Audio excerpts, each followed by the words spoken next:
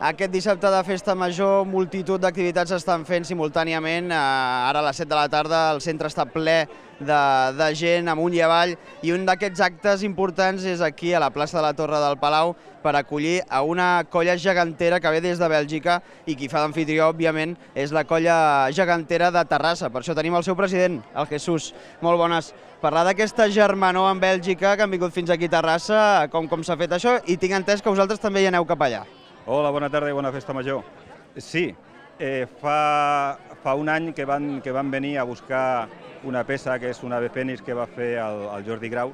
El Jordi Grau és el que també ha fet els seus dos gegants i el seu capgros. Llavors estem agermanats per això, no? Perquè també, com molta gent sap, els nostres gegants també els va fer Jordi Grau.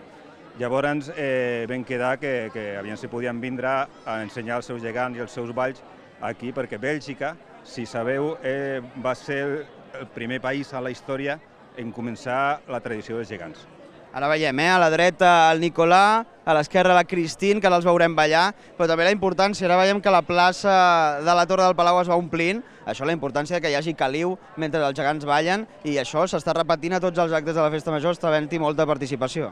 Sí, nosaltres comencem a Cercavila, els primers, comencem a les 6 de la tarda, que és una hora on fa molta calor, hi ha molt de sol, i anys enrere, abans de la pandèmia, costava a la gent sortir perquè feia un sol de justícia. Aquest any, sortosament, hi ha gent al carrer des del primer moment de Cercavila i com a tots els actes de Festa Major que estic veient, hi ha molta gent i això és bo, perquè tenim ganes de Festa Major. Doncs moltíssimes gràcies, Jesús, no et molestem més perquè estem a breus instants de que comenci aquest ball de gegants tant de Terrassa com de Bèlgica. Ara ja no us avorrim més i donem pas al ball i la xerinola.